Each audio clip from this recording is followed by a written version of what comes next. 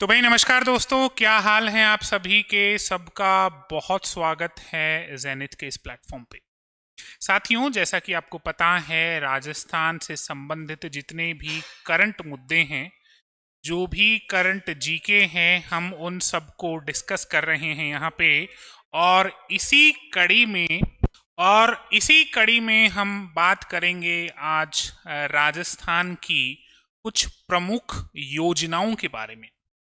देखिएगा, वैसे तो ये योजनाएं लगभग 40 से 45 के आसपास हैं, तो इसको हम दो हिस्सों में बांटकर देखेंगे, यानी तकरीबन 20 योजनाओं को आज कवर करेंगे और 20 से 25 योजनाओं को हमारे अगले पार्ट में हम कवर करेंगे। तो राजस्थान से संबंधित जितनी भी योजनाएं हैं, योजनाएं कैसी हैं, योजनाओं के क्या क्या नाम हैं, कब ये योजनाएं लागू हुई, क्या खास बात है, उन सभी मुद्दों को आज कवर करेंगे।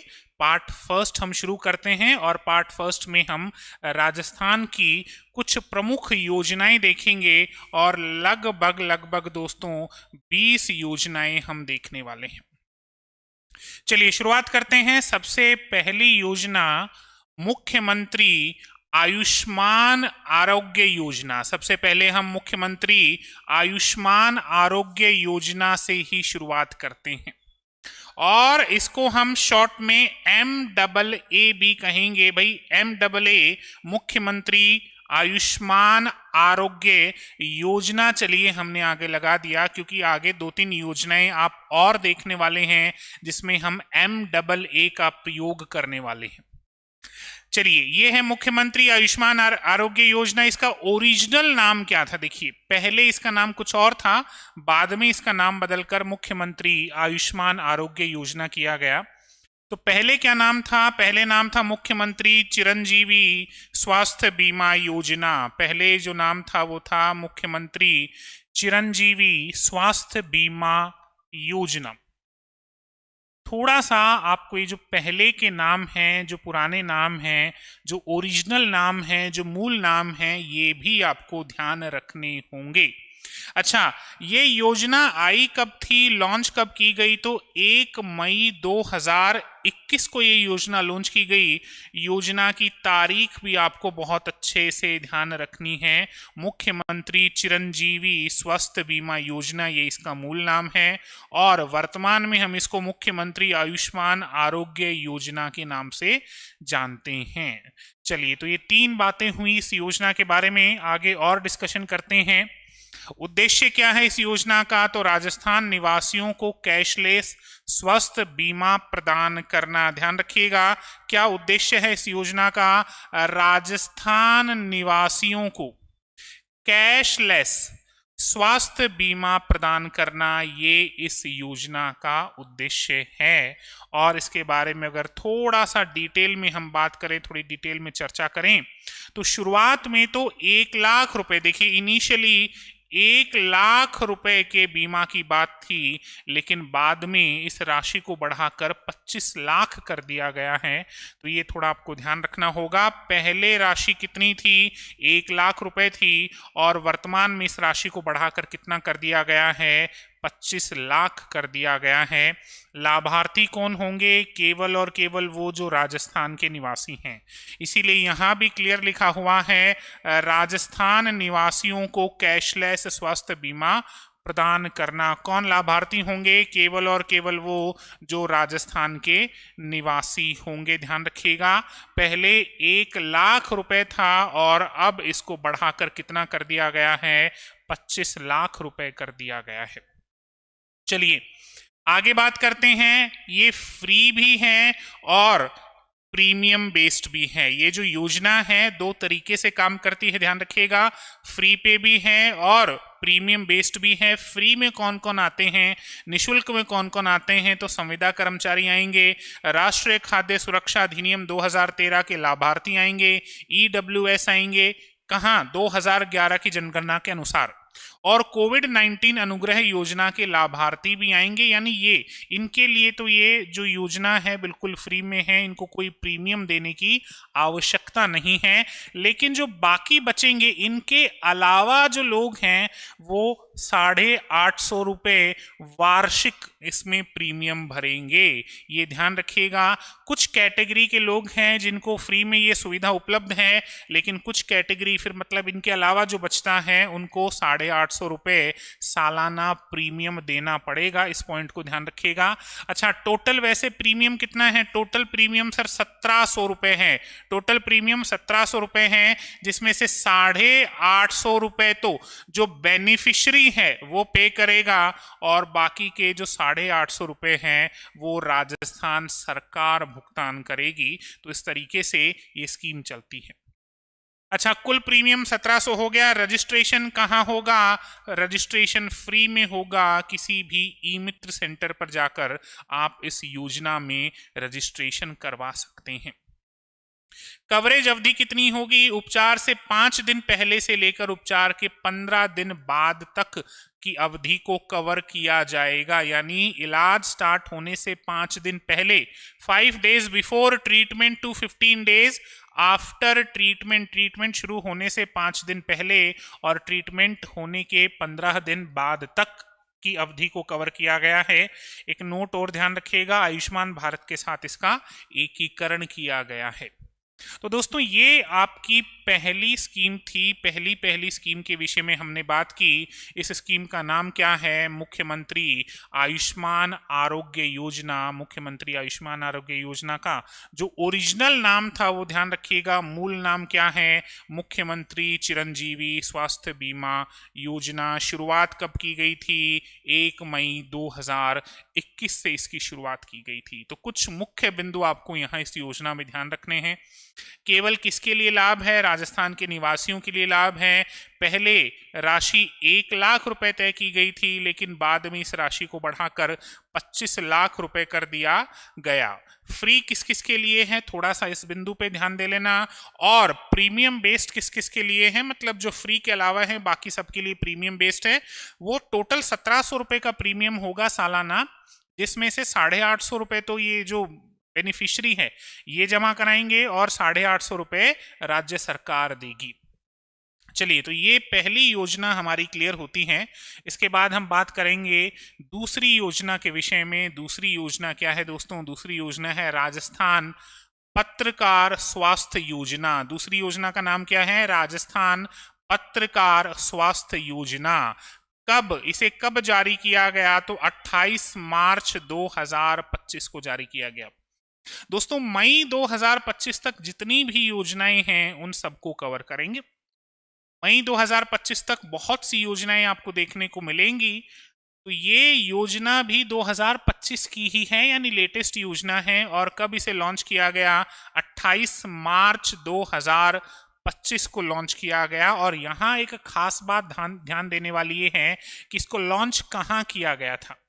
देखिए, इसको लॉन्च कहाँ किया गया था? तो भीलवाड़ा में राज्य स्तरीय विकास एवं सुशासन समारोह महोत्सव के दौरान इसको लॉन्च किया गया था।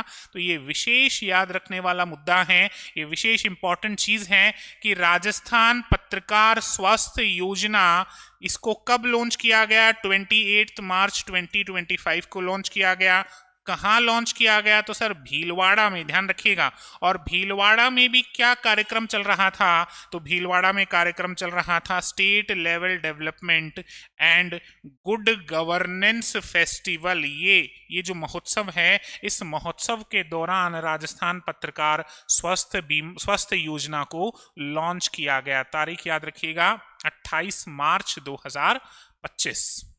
अच्छा, नोटिफिकेशन कब जारी किया गया? तो नोटिफिकेशन जारी किया गया 4 अप्रैल 2025 को। नोटिफिकेशन पे भी थोड़ा सा विशेष ध्यान दीजिएगा। नोटिफिकेशन कब जारी किया गया? नोटिफिकेशन जारी किया गया 4 अप्रैल 2025 को। उद्देश्य क्या है? पंजीकृत पत्रकारों और उनके परिवारों को कैशलेस चिकित्सा सुविधाएं प्रदान करना। कैशलेस पे थोड़ा सा ध्यान देना। क्या उद्देश्य है इस योजना का? तो इस योजना का उद्देश्य है पंजीकृत पत्रकारों और उनके परिवारों को कैशलेस चिकित्सा सुविधा प्रदान करना। नोटिफिकेशन कब? 4 अप्रैल 2025 को। लॉन्च कब किया गया? 28 मार्च 2025 को। कहाँ लॉन्च किया गया? तो सर भीलवाड़ा में लॉन्च किया गया। और भीलवाड़ा में क्या चल रहा था? राज्य स्तरीय विकास एवं सुशासन महोत्सव के दौरान इसको लॉन्च किया गया। तो ये बिंदु भी आपको थोड़े से ध्यान रखने हैं। चलिए आगे बात करते हैं कवरेज। इसमें कवरेज क्या है, क्या क्या कवर किया जाएगा? तो प्रति परिवार, ये ध्यान रखिएगा, प्रति परिवार, पर फैमिली है, पर मेंबर नहीं है, पर इंडिविजुअल नहीं है, पर फैमिली है, प्रति परिवार प्रति वर्ष हर साल कितना? 10 लाख का कैशलेस चिकित्सा कवरेज होगा। तो यहां पर इस बिंदु को ध्यान रखिएगा, प्रति मेंबर नहीं, प्रति परिवार है, प्रति परिवार प्रति वर्ष 10 लाख का कैशलेस चिकित्सा कवरेज होगा। मेडिकल डायरी के आधार पर ओपीडी उपचार के लिए 1 लाख रुपए मिलेगा, है ना। तो ये मेडिकल डायरी के बेसिस पे होगा, मेडिकल डायरी के आधार पर ओपीडी उपचार के लिए 1 लाख रुपया। चलिए बेनिफिट्स ड्यूरेशन कब तक मिलेगा, लाभ अवधि कब तक रहेगी? तो उपचार के 3 दिन पहले से, उपचार के 3 दिन पहले से उपचार के 15 दिन बाद तक इसकी जो अवधि है वो रहेगी। यानी एक बात तो ये ध्यान रखनी है कि प्रति परिवार मिलेगा 10 लाख रुपए, कैशलेस मेडिकल कवरेज मिलेगा, सालाना मिलेगा, प्रतिवर्ष मिलेगा, और मेडिकल डायरी के आधार पर ओपीडी उपचार के लिए 1 लाख रुपया। बेनिफिट का ड्यूरेशन क्या है, यानी जो ट्रीटमेंट होगा उससे 3 दिन पहले से ट्रीटमेंट के 15 दिन बाद तक की ड्यूरेशन इसमें आपको देखने को मिलेगी। अच्छा, पात्र सुविधाएं क्या क्या हैं? एलिजिबल फैसिलिटीज, तो सरकारी अस्पताल और योजना से संबंधित निजी अस्पतालों में इलाज करवाया जा सकता है। यानी या तो सरकारी अस्पताल होना चाहिए या फिर इस योजना से रिलेटेड, इस योजना से एफिलिएटेड जो निजी अस्पताल होंगे वो होने चाहिए, वहां पर इलाज करवाया जा सकता है। आवेदन की प्रक्रिया क्या होगी? तो पत्रकार पंजीकरण प्रमाण के साथ ई मित्र पोर्टल या जिला प्रेस सूचना ब्यूरो कार्यालयों के माध्यम से आवेदन कर सकते हैं। अब यहां ध्यान रखिएगा, आवेदन करने के लिए 2 चीजें बताई गई हैं। एक तो आप ई मित्र के माध्यम से आवेदन कर सकते हैं और एक आप जिला प्रेस सूचना ब्यूरो कार्यालयों के माध्यम से आवेदन कर सकते हैं। तो ये आवेदन कैसे किया जाएगा इस पे भी थोड़ा सा ध्यान रखिएगा। प्रति परिवार है, सालाना है, 10 लाख रुपए है, किस तरीके से है, इन बिंदुओं को ठीक से याद करके जाइएगा। चलिए निगरानी कौन करेगा? तो राजस्थान स्वास्थ्य विभाग की वेबसाइट पर लाभार्थी कवरेज पर त्रैमासिक रिपोर्ट प्रकाशित होगी, यानी हर 3 माह में एक रिपोर्ट प्रकाशित होगी और इस तरीके से इस योजना पर क्या होगी? निगरानी होगी। चलिए बात करते हैं तीसरी योजना के विषय में। 2 योजनाएं हम कंप्लीट कर चुके हैं, अब तीसरी योजना पर बात करेंगे। तीसरी योजना है सरस लाडो मायरा योजना है। ये मायरो नहीं है भाई, इसको मायरा कर लेना है ना।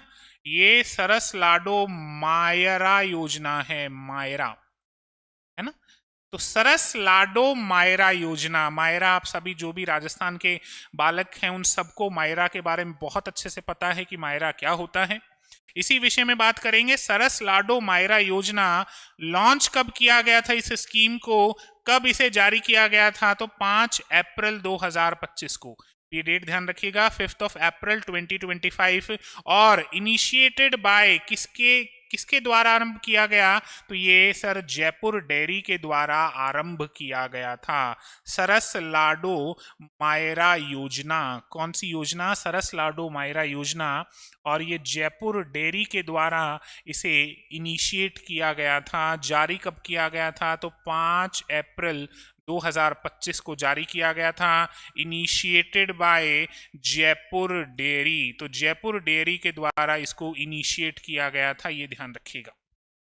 चलिए आगे बात करते हैं। उद्देश्य क्या था इसका? तो उद्देश्य देखिए, अब स्वाभाविक नाम है जयपुर डेयरी, स्वाभाविक बात है जयपुर डेयरी का नाम आया है तो इसका संबंध भी कहीं ना कहीं पशुपालकों से ही होगा, है ना। तो बात करते हैं इसके विषय में। उद्देश्य क्या है? दूध उत्पादक किसानों की बेटियों की शादी के लिए वित्तीय सहायता प्रदान करना। जितने भी पशुपालक हैं, जितने भी दुग्ध उत्पादक किसान हैं, उनकी बेटियों की जब शादी होगी तो उसके लिए वित्तीय सहायता प्रदान की जाएगी इस योजना के तहत। तो सर क्या इस योजना का लाभ हम भी ले सकते हैं क्या? सर हमारे घर पे भी पशु हैं, हम भी दूध बेचते हैं, हम भी सरस डेयरी से संबंधित हैं, तो इस योजना का लाभ ऐसे ही नहीं लिया जा सकता। इस योजना का लाभ लेने के लिए आपको कुछ शर्तें पूरी करनी होंगी। आपको सरस डेयरी से जुड़ा हुआ होना चाहिए, और वो भी आजकल नहीं, 5 साल से जुड़ा हुआ होना चाहिए।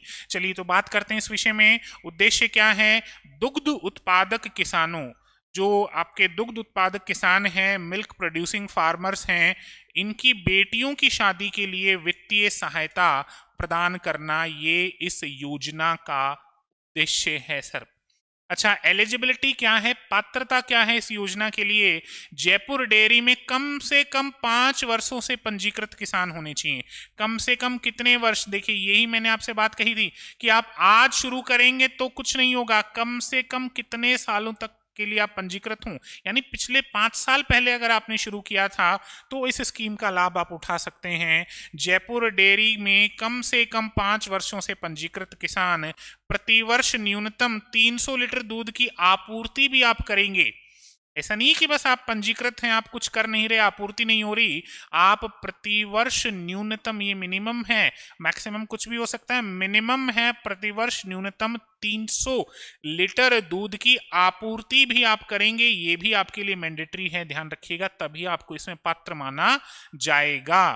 अच्छा, फाइनेंशियल असिस्टेंस क्या मिलेगा? पात्र किसान पुत्री को कितने? 21,000 रुपए मिलेंगे। कितने पैसे मिलेंगे भाई? 21,000 रुपए। इन चीजों को ध्यान रखना, ये रकम जो है वो चेंज होती रहती है। लेटेस्ट डेटा जो है 21,000 रुपए प्रति किसान पुत्री, यानी प्रति बालिका 21,000 रुपए की यहां बात कही गई है। लक्षित लाभार्थी लगभग 1.5 लाख पंजीकृत दुग्ध उत्पादक किसान, लगभग 1.5 लाख किसानों को लक्ष्य बनाया गया है कि उन तक इस योजना को पहुंचाना है और इस योजना का लाभ देना है। तो योजना में राशि कितनी मिल रही है? राशि मिल रही है 21,000 पर एलिजिबल फार्मर्स डॉटर, यानी पात्र किसान पुत्री को 21,000 रुपए की राशि, वित्तीय सहायता, फाइनेंशियल असिस्टेंस यहां देखने को मिल रहा है। तो इस चीज को भी ध्यान रखिएगा। अच्छा, आवेदन की प्रक्रिया क्या है? एप्लीकेशन कैसे कर सकते हैं? डेयरी पंजीकरण और बेटी के जन्म प्रमाण पत्र के साथ जयपुर डेयरी कार्यालयों या ई मित्र के माध्यम से आवेदन जमा करा सकते हैं। तो एक तो आपके पास क्या होना चाहिए? डेयरी पंजीकरण होना चाहिए। क्या होना चाहिए भाई आपके पास? एक तो आपके पास डेयरी रजिस्ट्रेशन होना चाहिए, और क्या होना चाहिए? आपकी जो बेटी है उसका बर्थ सर्टिफिकेट होना चाहिए, डॉटर्स बर्थ सर्टिफिकेट। आप इन दोनों को लेकर कहाँ जाइए? ई मित्र जाइए, या फिर जो आपके डेयरी कार्यालय है वहां पर आप जा सकते हैं और अपना पंजीकरण करवा सकते हैं। इसकी निगरानी कैसे रखी जाती है? तो राजस्थान डेयरी फेडरेशन द्वारा वितरण पर नजर रखने के लिए वार्षिक ऑडिट इसकी होती है। यहां त्रैमासिक नहीं होता, यहां वार्षिक ऑडिट होती है। क्लियर है? तो ये आपकी एक और योजना हमने कंप्लीट की। अब बात करेंगे हमारी अगली योजना के विषय में, और अगली योजना है निरामय राजस्थान अभियान। कौन सा अभियान है? अभियान का नाम है निरामय राजस्थान अभियान। देखिएगा, एक छोटा सा पॉइंट विशेष याद रखिएगा, हिंदी और इंग्लिश दोनों में नामों को बहुत अच्छे से ध्यान से तैयार करके जाइएगा। कई बार अंग्रेजी में और हिंदी में नामों में आपको प्रोनाउंसिएशन में थोड़ा सा फर्क दिख सकता है, तो उसमें परेशान नहीं होइएगा। बहुत अच्छे से ध्यान से तैयार करिएगा। निरामय राजस्थान अभियान, निरामय राजस्थान अभियान कब जारी किया गया? तो सर ये जारी किया गया 7 अप्रैल 2025 को। और 7 अप्रैल को तो क्या आता है? 7 अप्रैल को तो विश्व स्वास्थ्य दिवस होता है, वर्ल्ड हेल्थ डे होता है। कब होता है? 7 अप्रैल को। 2025 की बात नहीं कर रहा, केवल और केवल 7 अप्रैल को हम विश्व स्वास्थ्य दिवस मनाते हैं, वर्ल्ड हेल्थ डे मनाते हैं, और इसी दिन इस योजना को लागू किया गया था। देखिएगा, विश्व स्वास्थ्य दिवस 7 अप्रैल 2025। इसमें ईट राइट राजस्थान अभी बात करेंगे, ईट राइट राजस्थान के विषय में भी इन सब पे बात करेंगे। निरामय राजस्थान अभियान, ये देखिएगा निरामय राजस्थान अभियान, सब पे बात करेंगे, डिटेल बात करेंगे वन बाय वन। स्थान कहाँ था, लोकेशन कहाँ था, राजस्थान इंटरनेशनल सेंटर जयपुर। तो ये जो भी सभा हुई, जो भी आयोजन हुआ, ये आयोजन कहाँ पर हुआ, ये लोकेशन क्या थी, लोकेशन थी राजस्थान इंटरनेशनल सेंटर जयपुर। और टैगलाइन क्या थी इस कार्यक्रम की, जो कार्यक्रम हुआ इसकी टैगलाइन आपको ध्यान रखनी है, आपनो स्वास्थ्य राजस्थान। अब इसको आपनो बोलते हैं तो बड़ा अजीब सा लगता है, आप इसको आपनो बोलिएगा, है ना, आपनो स्वस्थ राजस्थान, ये ध्यान रखिएगा, ये आपनो नहीं है, ये आपनो स्वास्थ्य स्वस्थ राजस्थान है। थोड़ा सा जब हम राजस्थान की स्कीम्स के बारे में बात करते हैं तो हमें जो राजस्थान की जो रीजनल लैंग्वेजेस हैं, चाहे ढूंढाड़ी है, शेखावटी है, मारवाड़ी है, चाहे हाड़ौती है, इन भाषाओं का भी विशेष ध्यान रखना है। बहुत बार बच्चे इस चीज़ में कंफ्यूज हो जाते हैं और टैगलाइन में गड़बड़ कर जाते हैं। टैगलाइन क्या है, आपनो स्वस्थ राजस्थान, ये इसकी टैगलाइन है, ध्यान रखिएगा। चलिए बात करते हैं इसमें क्या क्या चीजें शामिल हैं, घटक क्या क्या हैं। तो एक तो ईट राइट राजस्थान इसमें शामिल है, ईट right Rajasthan. Promote healthy eating, यानी स्वस्थ भोजन को बढ़ावा देता है ईट राइट राजस्थान। और ईट राइट राजस्थान किसको बढ़ावा देता है, स्वस्थ भोजन को बढ़ावा देता है। मिशन मधुहारी इसमें शामिल है, focus on health and wellness, स्वस्थ और तंदुरुस्ती पर ध्यान, मिशन मधुहारी। ये मिशन थोड़े से ध्यान रखिएगा, इसके घटक कौन से हैं। Eat right Rajasthan, mission Madhuhari. Examiner पूछ सकता है कि इसका संबंध कौन से अभियान से है, तो आपको ये नाम बहुत अच्छे से ध्यान रखने हैं। मिशन लिवर स्माइल, लिवर स्वास्थ्य जागरूकता के विषय में है। कौन सा मिशन है सर, मिशन लिवर स्माइल है, लिवर स्वास्थ्य जागरूकता के विषय में है। और मुख्यमंत्री आयुष्मान आदर्श ग्राम पंचायत योजना, ग्राम पंचायतों में स्वस्थ उपलब्धियों को प्रोत्साहित करना, इस योजना को आगे भी पढ़ेंगे। मुख्यमंत्री जो ये आयुष्मान ग्राम आदर्श ग्राम पंचायत योजना है, इसको आगे भी देखेंगे, लेकिन इसके घटकों में भी आप इसको शामिल कर सकते हैं।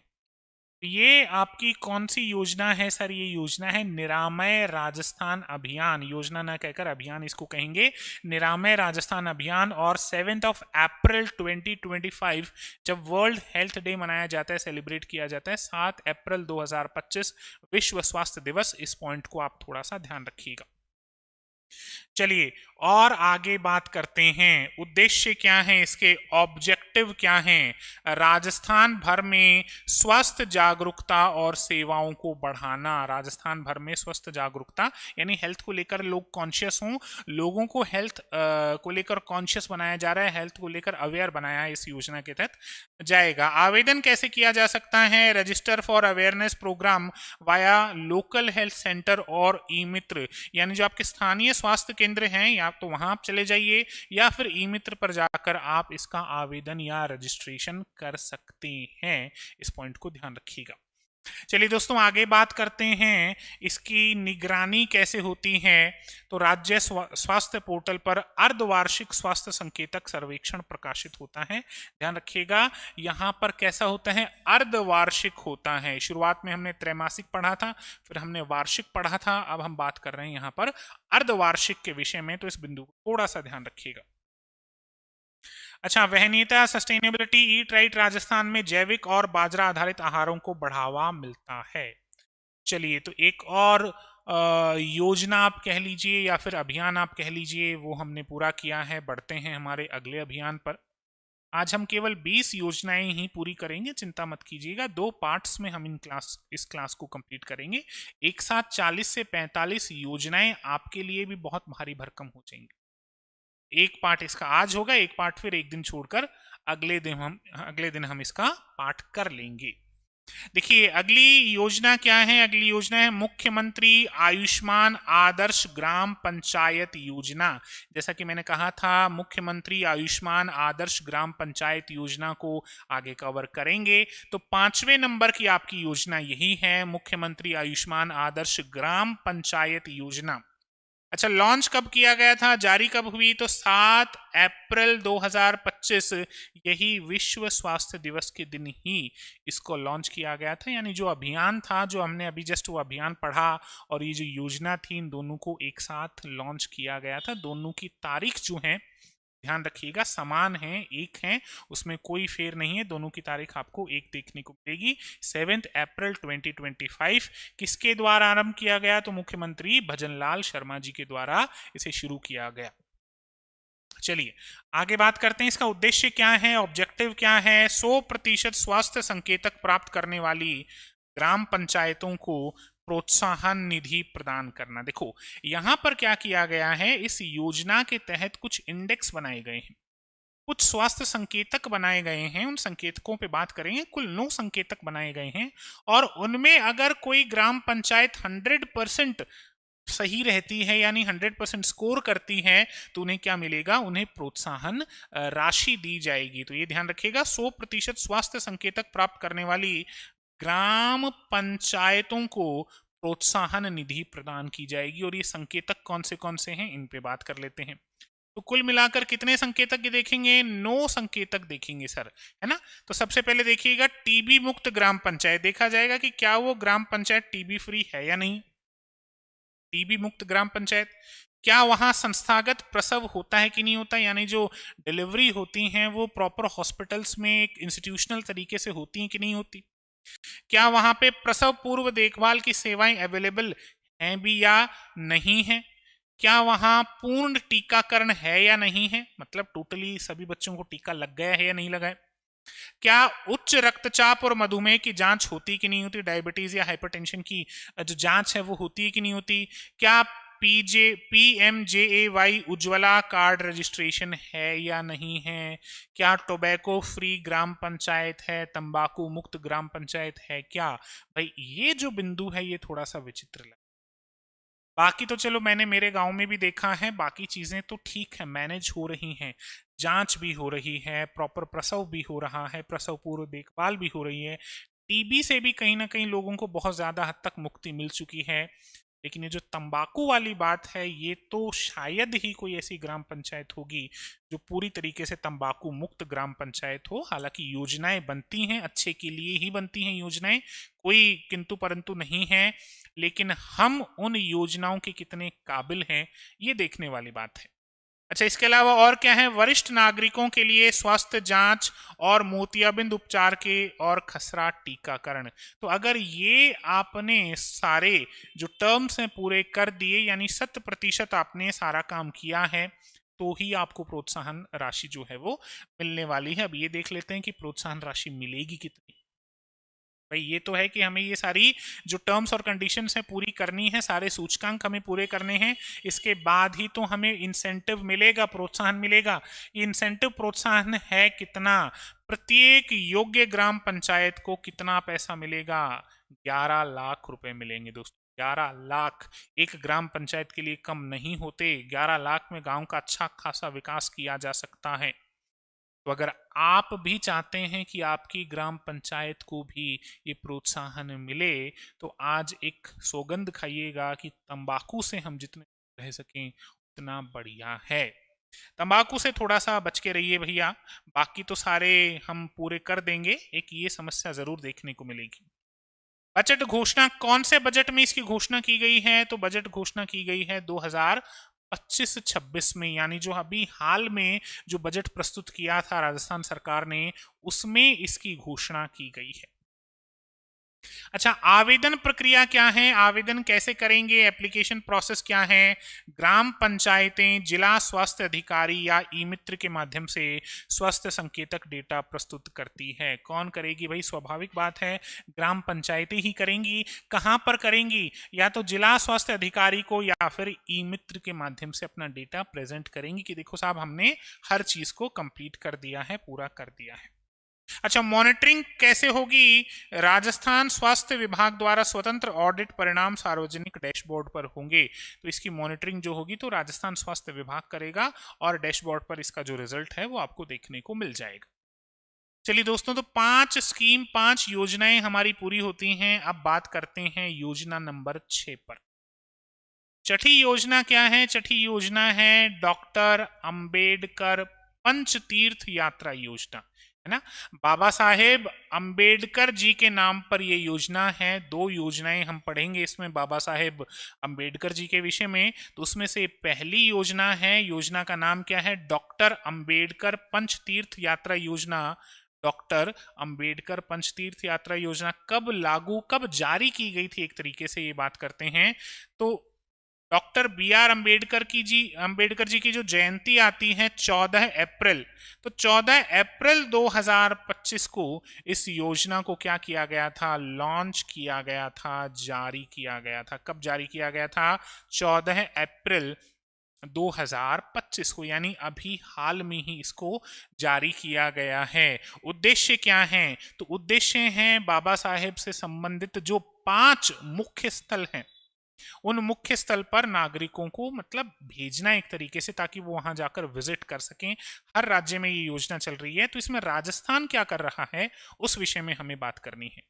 देखिए उद्देश्य क्या है? Facilitate travel for Dalit community members to 5 की sites related to doctor B R Ambedkar. तो doctor B R Ambedkar ji से संबंधित जो भी 5 स्थल हैं उनके यहाँ ट्रैवल करने की, मतलब प्रमुख स्थलों तक दलित समुदाय के सदस्यों की यात्रा को सुगम बनाना है। देखिए ये इस योजना की शुरुआत की गई सामाजिक न्याय एवं अधिकारित विभाग राजस्थान सरकार, डॉक्टर भीमराव अंबेडकर तीर्थ यात्रा।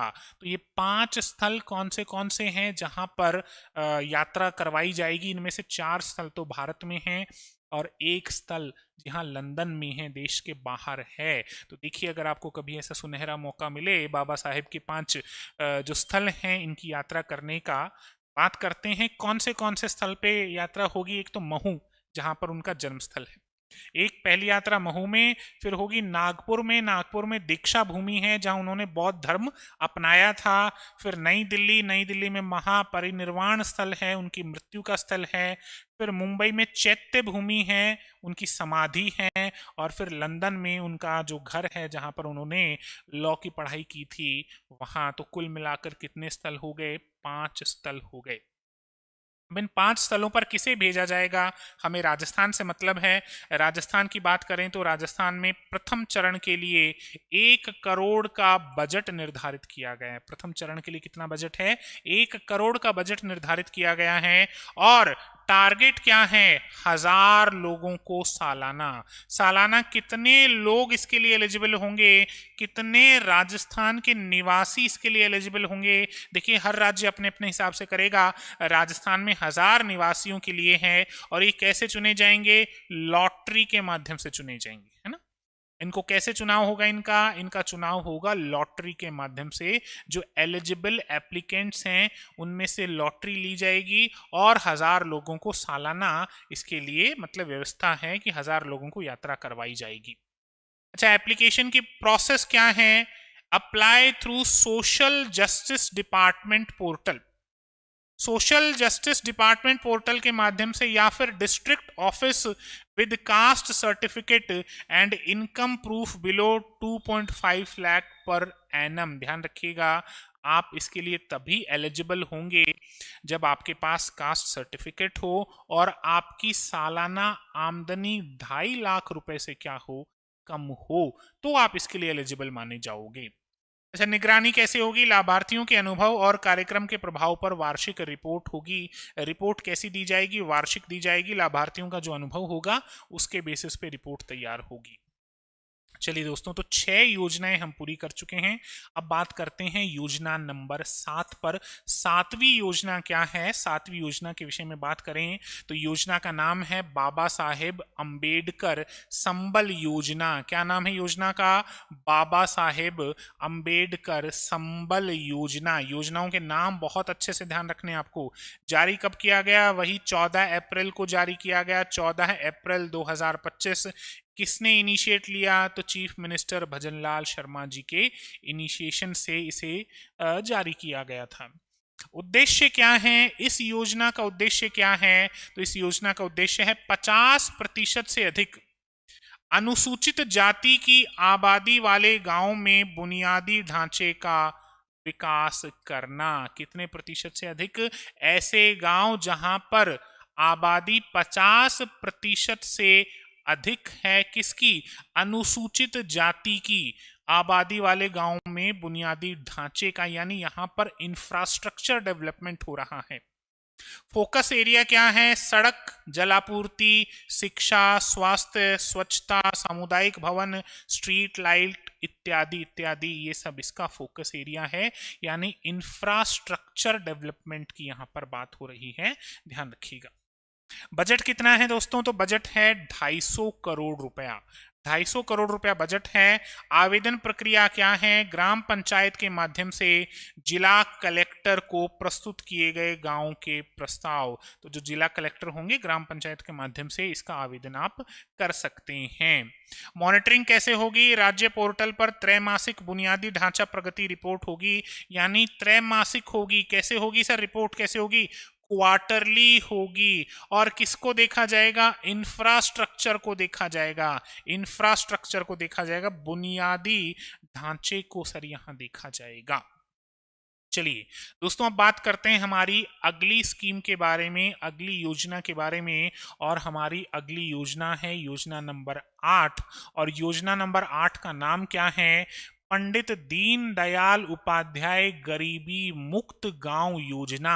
योजना का नाम थोड़ा सा बड़ा है, योजनाओं का नाम बहुत अच्छे से ध्यान रखना है। योजना का नाम क्या है? पंडित दीनदयाल उपाध्याय गरीबी मुक्त गांव योजना। कौन सी योजना? पंडित दीनदयाल उपाध्याय गरीबी मुक्त गांव योजना। घोषणा कौन से बजट में हुई है? 2025-26 वाले बजट में। यानी अभी जो लेटेस्ट बजट आया है राजस्थान सरकार का, उसमें इसकी घोषणा की गई है। 2025-26 वाले बजट में इस योजना की घोषणा की गई है। गाइडलाइन कब इशू किए गए? तो गाइडलाइन इशू किए गए 27 मार्च 2025 को। कहां पे? भरतपुर में। और भरतपुर में क्यों? क्योंकि भरतपुर में एक अंत्योदय कल्याण समारोह था। इस अंत्योदय कल्याण समारोह में इसकी गाइडलाइंस जारी की गई। ये देखिएगा, अंत्योदय कल्याण समारोह 27 मार्च 2025। स्थान क्या है? Police parade ground Bharatpur. यानी ये जो कार्यक्रम है सर, ये कार्यक्रम तो कहाँ हुआ? भरतपुर में हुआ। कार्यक्रम का नाम क्या है? अंत्योदय कल्याण समारोह इस कार्यक्रम का नाम है। और इसी समारोह के दौरान पंडित दीनदयाल उपाध्याय गरीबी मुक्त गांव योजना को एक तरीके से गाइडलाइंस इशू की गई थी। चलिए, उद्देश्य क्या है इसका? तो इसका ऑब्जेक्टिव, इसका उद्देश्य है बीपीएल परिवारों, जो बिलो पुअर्टी लाइन होते हैं ना, बीपीएल परिवारों को 2002 बीपीएल जनगणना के अनुसार, जो 2002 में जनगणना हुई थी बीपीएल की, उसके अनुसार है कि जीवन स्तर में सुधार कर उन्हें गरीबी रेखा से ऊपर लाना। यानी इस योजना का मुख्य उद्देश्य है बीपीएल परिवारों को गरीबी रेखा से क्या करना? ऊपर लाना। टारगेट क्या है? पहले चरण में 5000 गांव सभी बीपीएल परिवारों को कवर किया जाएगा। तो पहले चरण में कितने गांवों को कवर किया जाएगा? 5000 गांवों को कवर किया जाएगा। माफ कीजिएगा, 5000 गांव कवर होंगे पहले चरण में। ठीक है। बजट कितना है दोस्तों? बजट है 300 करोड़ रुपए। कितना बजट है इस योजना के लिए? ध्यान रखिएगा, 300 करोड़ रुपए हैं। और प्रति परिवार व्यय स्वरोजगार के लिए, कौशल विकास के लिए, आवास के लिए, शौचालय के लिए, गैस कनेक्शन के लिए, छात्रवृत्ति के लिए लगभग कितना खर्चा किया जाएगा? लगभग 1 लाख रुपया। और ये 1 लाख रुपया जो है दोस्तों, ये प्रति परिवार है। प्रति परिवार, एक्सपेंडिचर पर फैमिली है, ध्यान रखिएगा। तो प्रति परिवार के लिए लगभग 1 लाख रुपया खर्च किया जाएगा इस योजना के तहत। इस बिंदु को ध्यान में रखिएगा। अच्छा, इनिशिएटिव्स फॉर डिस्ट्रिक्ट, जिलों के लिए क्या प्रोत्साहन मिलेगा? जो ऐसा करेंगे उसके लिए जिलों को क्या प्रोत्साहन मिला जाएगा? भाई क्या दिया जाएगा? गरीबी उन्मूलन मैट्रिक्स पर आधारित त्रैमासिक रैंकिंग। रैंकिंग कैसी होगी सर? रैंकिंग होगी क्वार्टरली। तो अच्छा, जो पहली रैंक लाएगा उसको 50 लाख रुपए का प्रोत्साहन मिलेगा। ध्यान रखिएगा, कितने का प्रोत्साहन है? 50 लाख रुपए का। जिसकी पहली रैंक होगी 50 लाख रुपए का प्रोत्साहन होगा। दूसरी रैंक को 35 लाख रुपए का प्रोत्साहन है। और तीसरी रैंक को, यानी तीसरे स्थान पर थर्ड प्लेस पे कोई आता है तो उसको 25 लाख रुपए का प्रोत्साहन है। अच्छा, एप्लीकेशन कैसे होगी, प्रोसेस क्या है, आवेदन प्रक्रिया, बीपीएल परिवार ग्राम पंचायत या ई मित्र के माध्यम से आवेदन कर सकते हैं। निगरानी कौन करेगा, जिला प्रदर्शन मैट्रिक्स राज्य पोर्टल पर त्रैमासिक रूप से प्रकाशित होगा। ये मैट्रिक्स नहीं होगा, मैट्रिक्स होगा, तो इसको थोड़ा सा वर्तनी को आप शुद्ध कर दीजिएगा। वैसे इसके जो डिटेल नोट्स हैं वो आपको ये क्लास खत्म होने के बाद पीडीएफ भी मिल जाएगा, उसकी चिंता भी आपको नहीं करनी। वहां पे भी बहुत चीजें, अगर कुछ यहाँ शब्दों में गड़बड़ी है, भी करेक्ट होकर आपको मिल जाएगी। चलिए दोस्तों, अगली योजना पर बात करते हैं। अगली योजना है दादू दयाल घुमंतु, दादू दयाल घुमंतु सशक्तिकरण योजना। अगली योजना का नाम क्या है दोस्तों, अगली योजना का नाम है दादू दयाल घुमंतु सशक्तिकरण योजना। कौन सी योजना है, दादू दयाल घुमंतु सशक्तिकरण योजना। कब इसकी घोषणा की गई, तो बजट 2025-26 में इसकी घोषणा की गई। इस योजना की घोषणा कब की गई, तो 2025-26 वाले बजट में इस योजना की घोषणा की गई। और इस योजना की घोषणा कहाँ हुई, तो अभी अभी हमने बात की थी अंत्योदय समारोह, 27 मार्च 2025 को इसकी गाइडलाइन जारी हुई भरतपुर में। अभी थोड़ी देर पहले हमने देखा था police parade ground Bharatpur, Antyodaya समारोह में। अच्छा, उद्देश्य क्या है, स्थायी बंदोबस्त के माध्यम से जो खाना बदोश हैं, अर्ध खाना बदोश हैं और विमुक्त समुदायों को सामाजिक आर्थिक सशक्तिकरण, यानी जो लोग खाना बदोश रहते हैं, जिनका कोई एक स्थान नहीं है, घुमंतु हैं, उनके लिए इस योजना को बनाया गया है। कौन सी कम्युनिटीज को इसमें टारगेट किया जाएगा, तो देखिएगा इसमें 9 तो विमुक्त जनजातियां हैं। ये जरूर आपको ध्यान से याद करके जाना है, ये परीक्षा में पूछा जा सकता है। 9 तो विमुक्त जनजातियां हैं, 10 खानाबदोश जनजातियां हैं। देखिए ये नंबर याद रखिएगा, विमुक्त जनजातियां 9 हैं, खानाबदोश जनजातियां 10 हैं और 13 अर्ध खानाबदोश जनजातियां हैं। सेमी नोमेडिक ट्राइब्स 13 अर्ध खानाबदोश जनजातियां इसमें शामिल हैं, ये आपको ध्यान रखना है। चलिए, टारगेट क्या है, पहले चरण में 25,000 खानाबदोश परिवारों को भूमि पट्टे प्रदान किए जाएंगे। पहले चरण में कितने, 25,000 खानाबदोश परिवारों को। यहाँ थोड़ा सा एक आपको विवाद देखने को मिलेगा, कहीं आपको 25,000 देखने को मिलेंगे, कई जगह 26,000 भी आपको देखने को मिल सकता है, लेकिन आप 25,000 को मानकर चल सकते हैं। यानी पहले चरण में 25,000 खानाबदोश परिवारों को क्या दिए जाएंगे, भूमि के पट्टे प्रदान किए जाएंगे। बजट कितना है, 60 करोड़ का इसका बजट है। इसमें क्या क्या चीजें शामिल हैं, कंपोनेंट्स क्या हैं, establishment of schools and hostels, घरों स्कूलों और छात्रावासों की स्थापना होगी। जैसलमेर में अनुसंधान एवं संरक्षण केंद्र होगा, ये थोड़ा सा ध्यान रखिएगा। रिसर्च एंड कंजर्वेशन सेंटर इन जैसलमेर, ये प्रश्न बन सकता है, ये थोड़ा सा ध्यान रखिएगा। साइकिल और स्कूटी वितरण योजना होगी। इसके अलावा प्री मैट्रिक और पोस्ट मैट्रिक छात्रवृत्तियां होंगी और आवासन योजनाएं होंगी। तो ये इस स्कीम के तहत चलने वाले प्रमुख घटक हैं।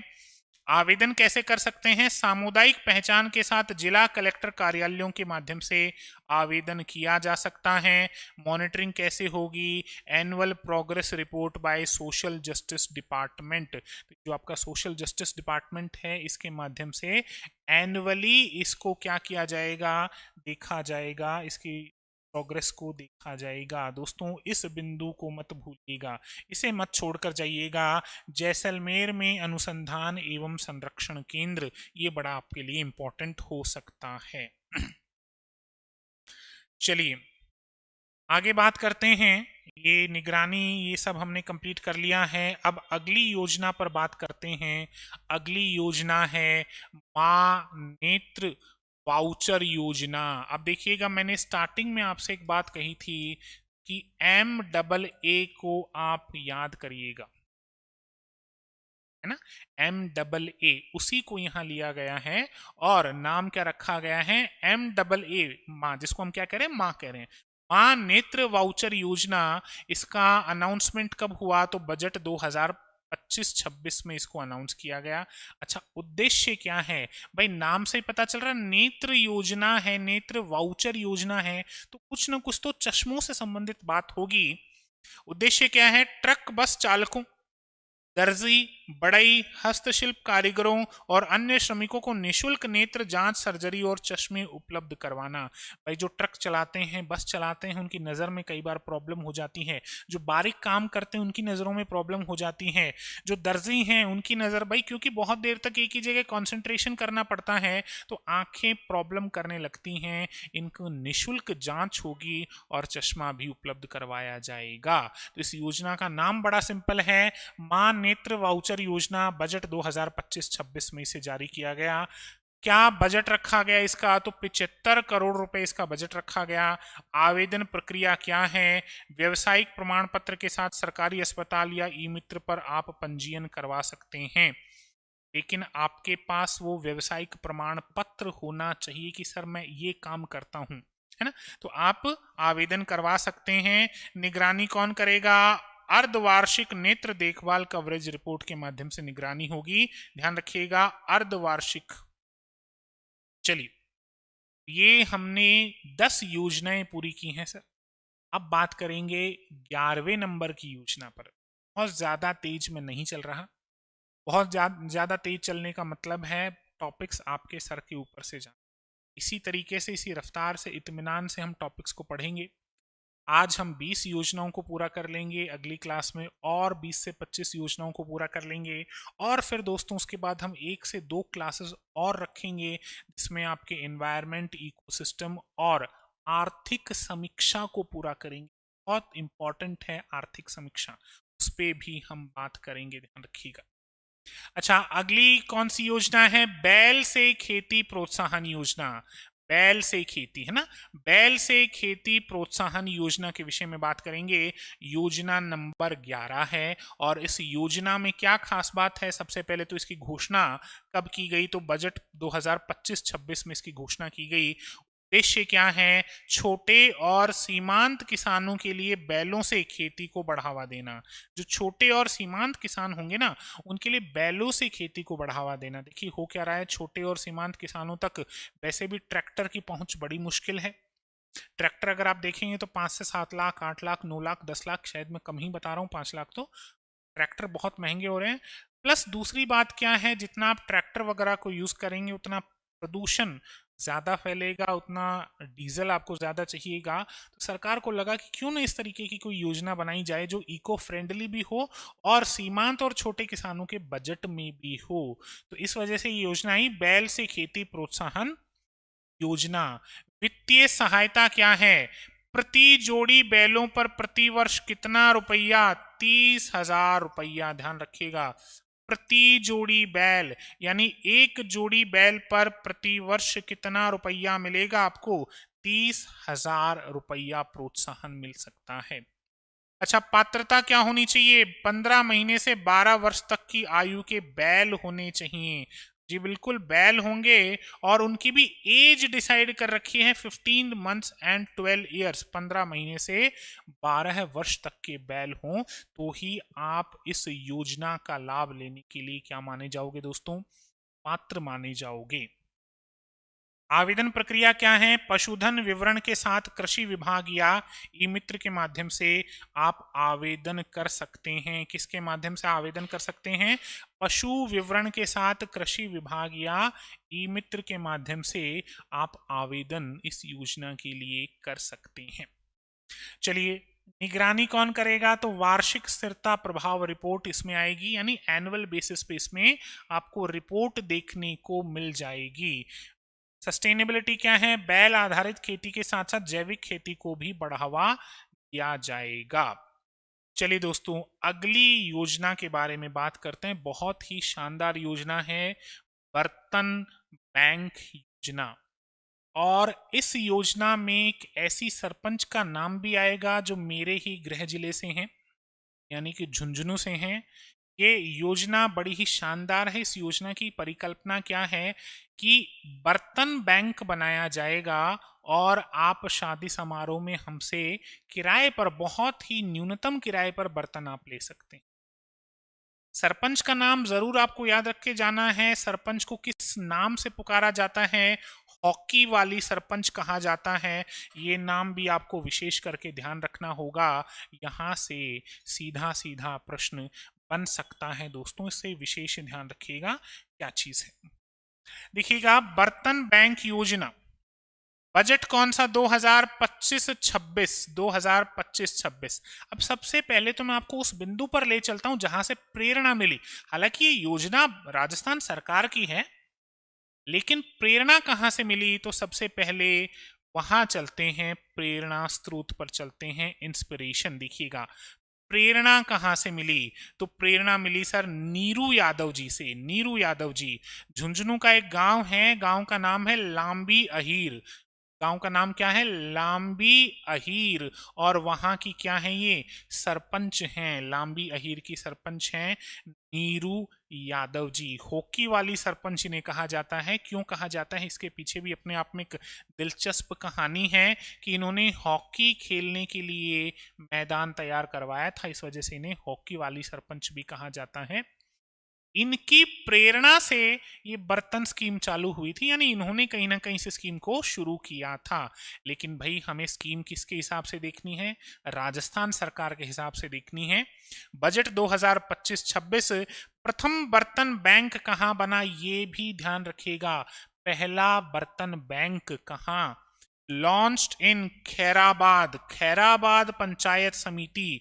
और ये खैराबाद पंचायत समिति तो कहाँ है, कोटा में है। यानी पहला जो बर्तन बैंक है वो कहाँ लॉन्च किया गया, खैराबाद पंचायत समिति। एंड दिस पंचायत समिति इज इन कोटा। आपको ये पॉइंट ध्यान रखना होगा कि ये पंचायत समिति कठे है भाई, पंचायत समिति या तो यह पंचायत समिति कोटा में है। तो थाने ध्यान रखना पड़े बर्तन बैंक योजना। चलिए इस योजना के बारे में और बात करते हैं। किसके द्वारा आरंभ किया गया, तो मदन दिलावर जी के द्वारा आरंभ किया गया। ग्रामीण क्षेत्रों में प्लास्टिक का उपयोग कम करने और पर्यावरण संरक्षण को बढ़ावा देना। देखो ये इस योजना के बारे में ना बड़ी खास बात है। इस योजना में जो मुख्य रूप से ध्यान क्या दिया गया है कि साहब देखो शादी ब्याह में, और शादी ब्याह में आप जगह प्लास्टिक का बर्तन लिया हूं, प्लास्टिक का दोना किया करें ना, दोना लिया हुए हैं। और आप सबको पता है इन दोनों का हम अंत में क्या करते हैं, बिना प्रॉपर डिस्पोजल के हम इनको कहीं भी फेंक देते हैं। और एंड ऑफ द डे ये इन्वायरमेंट को नुकसान पहुंचाते हैं। जो गायें हैं, जो हमारे पशु हैं, वो अनजाने में तो क्या कहें, भूख लगती है, पापी पेट का सवाल है सब, वो खाते हैं इस प्लास्टिक को, बीमार होते हैं। तो सरकार को बड़ी चिंता है इस चीज़ की कि पर्यावरण को बड़ा नुकसान हो रहा है। तो कैसे ना कैसे करके जो प्लास्टिक के बर्तन हैं इनको थोड़ा सा कम किया जाए, इस वजह से इस योजना को चालू किया गया ताकि पर्यावरण को संरक्षित किया जा सके। अच्छा, पहले फेज में कितनी ग्राम पंचायतों में बैंकों की स्थापना की गई, तो 1000 ग्राम पंचायत, 1000 ग्राम पंचायत में बर्तन बैंक की स्थापना। 1 लाख पर ग्राम पंचायत फॉर प्रोक्यूरिंग यूटेंसिल्स। और बर्तन खरीदने के लिए हर ग्राम पंचायत को कितना पैसा मिलेगा दोस्तों, 1 लाख रुपया। भाई 1 लाख रुपया तो बहुत है। देखिए अभी का तो पता नहीं, हम जब छोटे हुआ करते थे, बहुत पुरानी बात भी नहीं है, हम जब छोटे हुआ करते थे तो गांव में जब शादी ब्याह होता था, तो खैर आजकल तो ये टेंट वाला सिस्टम चल गया, बफे सिस्टम चल गया, हमारे तलक भी टेंट सिस्टम चालू हो चुका था। लेकिन बहुत धुंधली याद है, बहुत जब छोटे हुआ करते थे तो इधर उधर से बर्तन मांग लाया करते थे। बारात जब आनी होती थी दोस्तों, याद है मुझे, मैंने भी किया है ये काम। जब बारात आनी होती थी भाई, गांव में किसी बेटी की शादी है, लड़की की शादी है, तो सारा गांव उस शादी में काम में लग जाता था। बारात आनी होती थी तो हर गांव से, हर घर से, गांव से नहीं हर घर से खाट उठा के लाया करते थे। और एक बड़े बाड़े में या खेत में इन खाटों को बकायदा लगाया जाता था, चद्दर बिछाई जाती थी ताकि जगह जो बाराती आवे भाई खाट पर बैठे आराम करें। ये होता था पहले गांव में। ये जो भावना है, ये भावना पहले गांव में हुआ करती थी, लेकिन आजकल ये भावना पूरी तरीके से खत्म हो चुकी है। आजकल क्या करते हैं साहब, खड़े खड़े जाते हैं, गांव से न्योता आ गया, व्हाट्सएप पर कार्ड भेज दिया, खड़े खड़े चले गए, जी में आए और खड़े खड़े वापस आ गए। आजकल ये काम चल रहा है। तो आप सोच कर देखिए कहाँ इंसानियत बची है, कहाँ रिश्ते बचे हैं। पहले रिश्ते इस तरीके से हुआ करते थे। लोग 5-5 7-7 दिन काम किया करते थे, 5-5 6-6 दिन बारातें रुका करती थी। खैर मेरी याद में तो 5-6 दिन कभी नहीं रुकी, लेकिन जब बुजुर्गों की बातें सुनते हैं तो वो कहते हैं 5-5 दिन तो बारातें रुका करती थी। और गांव गुआड़ की जितनी भी लुगाई होती, जितनी भी औरत होती, वह मिलके रोटियां बनाती। कोई कुक वगैरह नहीं लाया जाता था बाहर से, किसी को हम लाते नहीं थे। ये एक पंथ हुआ करता था गांव में, खैर आजकल तो विलुप्त हो गया है।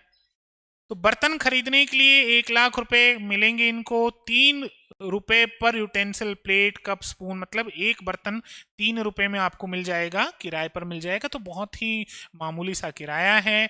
आप अगर 100 बर्तन भी लेकर जा रहे हैं तो 300 रुपए, 200 बर्तन भी लेकर जा रहे हैं तो 600 रुपए लगभग आपका किराया। इस किराए में आपको सारा बर्तन जो है, बर्तन की व्यवस्था हो जाएगी। तो बड़ी ही अच्छी एक स्कीम है। डिस्काउंट क्या है? बीपीएल, एससी, एसटी और दिव्यांग व्यक्तियों के लिए किराए में 50% की छूट है। लो जी बोलो साहब, 3 रुपया तो बिया ही था और 50% की छूट और कर दी, तो 1.5 रुपए के हिसाब से आप बर्तन लेकर जा सकते हैं। संचालन राजीविका के माध्यम से संचालन इसका होता है। इंस्पिरेशन कौन है? हम पहले ही बात कर चुके हैं। आवेदन प्रक्रिया क्या है? ग्राम पंचायतें राजीविका पोर्टल के माध्यम से आवेदन कर सकती हैं। अच्छा, निगरानी कैसे होगी? त्रैमासिक उपयोग और पर्यावरण प्रभाव रिपोर्ट होगा इसमें। चलिए दोस्तों, तो ये योजना नंबर 12 हमने पूरी की। अब हम बढ़ते हैं नेक्स्ट स्कीम की तरफ। The next scheme is scheme number 13, योजना नंबर 13। और योजना नंबर 13 क्या है? लाडो प्रोत्साहन योजना।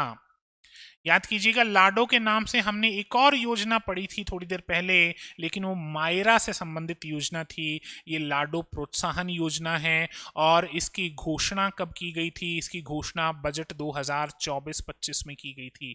यानी 2024-25 के बजट में इसकी घोषणा की गई थी। और इसे लॉन्च कब किया गया?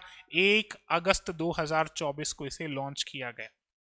अच्छा, विभाग कौन सा है? महिला सशक्तिकरण निदेशालय। महिला सशक्तिकरण निदेशालय इसको देखेगा। इस विभाग के तहत ये योजना संचालित है। अनुदान कौन करेगा? फंडिंग कौन करेगा? तो राज्य सरकार करेगी। उद्देश्य क्या है इस योजना का? गरीब परिवारों में जन्म लेने वाली लड़कियों को वित्तीय सहायता प्रदान करना। जो गरीब परिवारों में जन्म लेंगी, जो बच्चियां जन्म लेंगी, उनको वित्तीय सहायता प्रदान करना। दोस्तों, ये वित्तीय सहायता आपको बहुत ध्यान से समझना पड़ेगा। वित्तीय सहायता बहुत इंपॉर्टेंट है। 7 चरणों में ये वित्तीय सहायता आपको देखने को मिलेगी। इसे बहुत अच्छे तरीके से याद करके जाइएगा, और ना यहाँ से कहीं ना कहीं प्रश्न में गड़बड़ हो सकती है। पहले वित्तीय सहायता कम थी, बाद में वित्तीय सहायता को बढ़ाया गया। और ये वित्तीय सहायता कैसे कैसे मिलेगी, चलिए 1 बाय 1 बात करते हैं। देखिएगा, पहले 1 लाख रुपए का सेविंग बॉन्ड हुआ करता था, लेकिन इसको फिर इंक्रीज करके 1.5 लाख रुपया कर दिया गया। कब? मार्च 2025। और कब इंक्रीज किया गया? 8 मार्च, यानी महिला दिवस, है ना। पहले 1 लाख रुपए का बॉन्ड हुआ करता था, अब इसको बढ़ाकर 1.5 लाख रुपए सेविंग बॉन्ड कर दिया गया। और ये 1.5 लाख रुपए सेविंग बॉन्ड कब किया गया? तो 8 मार्च 2025 इंटरनेशनल विमेंस डे, अंतर्राष्ट्रीय महिला दिवस पर इसको किया गया। तो ये ध्यान रखिएगा, रिवाइज्ड अमाउंट है ये, यानी इससे पहले क्या राशि थी? 1 लाख रुपए थी, अब है 1.5 लाख रुपए। अच्छा, इसके लिए पात्रता क्या है? एलिजिबिलिटी क्या है? कब और किसे मिलेगा? तो माता राजस्थान की मूल निवासी होनी चाहिए। भाई, जो बच्ची जन्म लेगी, उस बच्ची की जो माँ होगी वो राजस्थान की निवासी, मूल निवासी होनी चाहिए, तभी इस योजना का लाभ आप ले सकते हैं। जन्म संस्थागत होना चाहिए। सरकारी अस्पताल या जननी सुरक्षा योजना के तहत पंजीकृत किसी निजी अस्पताल में जन्म हो सकता है, यानी प्राइवेट हॉस्पिटल्स को नहीं माना जाएगा। जन्म या तो सरकारी हॉस्पिटल में होना चाहिए, आपके पास प्रमाण पत्र होना चाहिए, या फिर सरकारी हॉस्पिटल या सरकार जिसको मान्यता देती है उन निजी अस्पतालों में जन्म हुआ हो, तो ही आप इस योजना का लाभ उठा सकते हैं। सरकारी अस्पताल या जननी सुरक्षा योजना, ध्यान रखिएगा कौन सी योजना? जननी सुरक्षा योजना के तहत पंजीकृत निजी अस्पताल होना चाहिए। अच्छा, ये 1.5 लाख रुपए कैसे बांटे जाएंगे? सर, क्या ये 1.5 लाख रुपए एक किश्त में मिलेंगे क्या? नहीं, ये 1.5 लाख रुपए एक किश्त में नहीं मिलेंगे। कैसे मिलेंगे? कितने किश्तों में मिलेंगे? ये ध्यान रखिएगा। पहले ये थे 1 लाख रुपए, लेकिन अब क्या कर दिया गया है दोस्तों?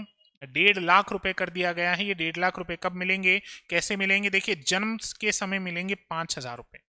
जब बालिका का जन्म होगा तो 5,000 रुपए मिलेंगे। उसके बाद जब 1 साल कंप्लीट हो जाएगी और वैक्सीनेशन भी हो जाएगी, यानी उसका पूरा टीकाकरण हो गया हो, यानी ऐसे पैसा नहीं मिलेगा, पहले पूरी जांच होगी, हाँ जी भाई साहब बच्ची का टीकाकरण हुआ कि नहीं हुआ, इसके हिसाब से कम पेरेंट्स टीकाकरण पे तो फोकस करेंगे।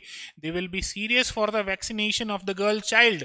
तो 1 साल की या और साथ में वैक्सीनेशन भी कंप्लीट होना चाहिए, पूर्ण टीकाकरण, तो 5,000 रुपए मिलेगा। उसके बाद क्लास 1 में जब एडमिशन लेगी बालिका तो 10,000 रुपए मिलेंगे। फिर जब क्लास 6 में एडमिशन होगा तो 15,000 रुपए मिलेंगे। फिर जब क्लास 10 में एडमिशन होगा तो कितने मिलेंगे, 20,000 रुपए मिलेंगे। और फिर जब क्लास 12 में एडमिशन लेंगी तो 25,000 रुपए मिलेंगे। देखिए सरकार कितनी कोशिशें कर रही है, सरकार ने कितनी चतुराई से पेरेंट्स को इस बात के लिए बाध्य कर दिया है कि अगर आप स्कीम का फायदा उठाना चाहते हो तो आपको अपनी लड़की को पढ़ाना पड़ेगा। यानी महिला सशक्तिकरण के लिए बहुत ही शानदार पहल आप कह सकते हैं।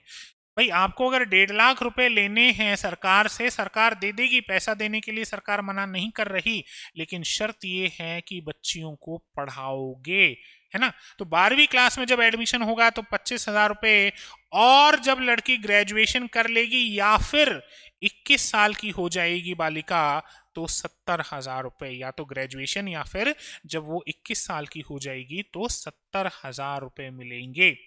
इस तरीके से कुल मिलाकर 1.5 लाख रुपए की जो रकम है वो आप लाभ उठा सकते हैं उस राशि का, उस रकम का। अच्छा, आवेदन कैसे करें, तो जन्म प्रमाण पत्र एवं आय प्रमाण पत्र के साथ ई मित्र या महिला अधिकारिता विभाग के माध्यम से आवेदन कर सकती हैं। निगरानी कौन रखेगा, समर्पित राज्य पोर्टल के माध्यम से संवितरण ट्रैकिंग होगी। ये बड़ी खास योजना है, इसके चरण आपको बहुत अच्छे से तैयार करने हैं। चलिए अब बात करते हैं अगली योजना पर। 14 नंबर की हमारी योजना है, योजना का नाम है मुख्यमंत्री आयुष्मान बाल संबल योजना। क्या नाम है योजना का, मुख्यमंत्री आयुष्मान बाल संबल योजना। कब लॉन्च की गई थी, तो 5 दिसंबर 2024 को लॉन्च की गई थी। तारीखें बहुत अच्छे से आपको ध्यान रखनी है। मुख्यमंत्री आयुष्मान बाल संबल योजना 5 दिसंबर 2024 को सामाजिक न्याय एवं अधिकारिता विभाग के द्वारा लॉन्च किया गया। तो डिपार्टमेंट का नाम भी आपको ध्यान रखना है, सामाजिक न्याय एवं अधिकारिता विभाग। उद्देश्य क्या है, कुछ दुर्लभ बीमारियों से संबंधित है दोस्तों। दुर्लभ बीमारियों से पीड़ित बच्चों 0 से 18 वर्ष, अब भाई 0 वर्ष का तो कोई हो नहीं सकता, सीधी सी बात है, कब से, जन्म से 18 वर्ष। भाई इतना तो हम सबको ही समझ में आता है ना, 0 से 18 वर्ष, जन्म से 18 वर्ष तक के लिए, और कुछ विशेष बीमारियों के लिए, कुछ दुर्लभ ऐसी बीमारियां जो बहुत रेयर हों, और ऐसी कितनी बीमारियों को इंक्लूड किया गया है, तो 56 रेयर डिजीजेस, 56 दुर्लभ बीमारियों को इसमें इंक्लूड किया गया है ना। 56 दुर्लभ बीमारियों, एक तो इलाज होगा जयपुर में और एक जोधपुर में। देखते हैं कैसे क्या इलाज है, कवरेज कितना है, 56 दुर्लभ बीमारियों को इसमें कवर किया गया है। फायदे क्या हैं, इलाज के लिए 50 लाख रुपए तक मिलेंगे दोस्तों, बड़ी रकम है, 50 लाख रुपए तक के मिलेंगे। और 5,000 महीना आपको देखभाल के लिए मिलेंगे, 5,000 रुपए महीना आपको मासिक देखभाल के लिए मिलेंगे। अच्छा, एलिजिबिलिटी क्या है, एलिजिबिलिटी ये है कि बालक जन्म से 18 साल, मतलब 18 साल के ऊपर हो जाओगे तो आपको ये सुविधा नहीं मिलेगी। और वो इन 56 प्रकार की जो रेयर बीमारियां हैं, जो दुर्लभ बीमारियां हैं, इनमें से किसी का शिकार होना चाहिए तो ही आप एलिजिबल हैं। हॉस्पिटल कौन से ऑथराइज्ड हैं, तो देखिएगा, एक तो जेके लॉन हॉस्पिटल है और एक एम्स जोधपुर है। एक तो जेके लॉन हॉस्पिटल है और एक एम्स जोधपुर है, ये 2 हॉस्पिटल इसके लिए ऑथराइज्ड हैं, जेके लॉन अस्पताल और एम्स जोधपुर। एप्लीकेशन की प्रोसेस क्या है, अप्लाई वाया ई मित्र, आप ई मित्र से अप्लाई कर सकते हैं, और authorised hospital with medical certification, यानी आपके पास आपकी मेडिकल सर्टिफिकेशन तो होनी चाहिए। अच्छा, मॉनिटरिंग कैसे होगी, quarterly progress report on state health portal. तो क्वार्टरली प्रोग्रेस रिपोर्ट होगी स्टेट हेल्थ पोर्टल पर, इससे आपकी मॉनिटरिंग की जाएगी, इस स्कीम की मॉनिटरिंग होगी। चलिए दोस्तों अगली स्कीम पर बात करते हैं। अगली स्कीम है मुख्यमंत्री मंगला पशु बीमा योजना। कौन सी स्कीम है? मुख्यमंत्री मंगला पशु बीमा योजना। चलिए इस योजना के विषय में भी बात करते हैं। ये योजना क्या है? इस योजना में पशु से संबंधित बीमा की बात कही गई है। क्या इसमें गाय शामिल है? क्या इसमें भैंस शामिल है? क्या इसमें भेड़, बकरियां और ऊंट भी शामिल हैं? कितना बीमा मिलेगा, कैसे मिलेगा, वो भी ध्यान रखने वाली बात है। तो इसकी घोषणा कब की गई थी? बजट 2024-25 में इसकी घोषणा की गई थी। और लॉन्च कब किया गया? 13 दिसंबर 2024 को। कहां पे? कायड़ में। और कायड़ तो कहां है दोस्तों? कायड़ है अजमेर में।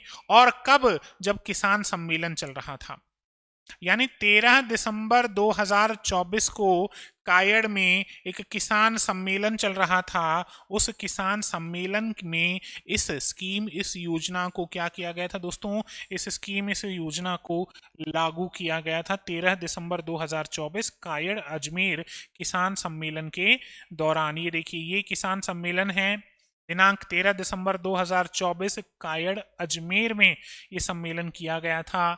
और इस मंगला बीमा योजना के तहत क्या लाभ मिलेगा, क्या होगा, चलिए वन बाय वन डिस्कस करते हैं। किसानों को नुकसान से बचाने के लिए पशुधन के लिए मुफ्त बीमा प्रदान करना। कैसा बीमा है सर? मुफ्त बीमा है।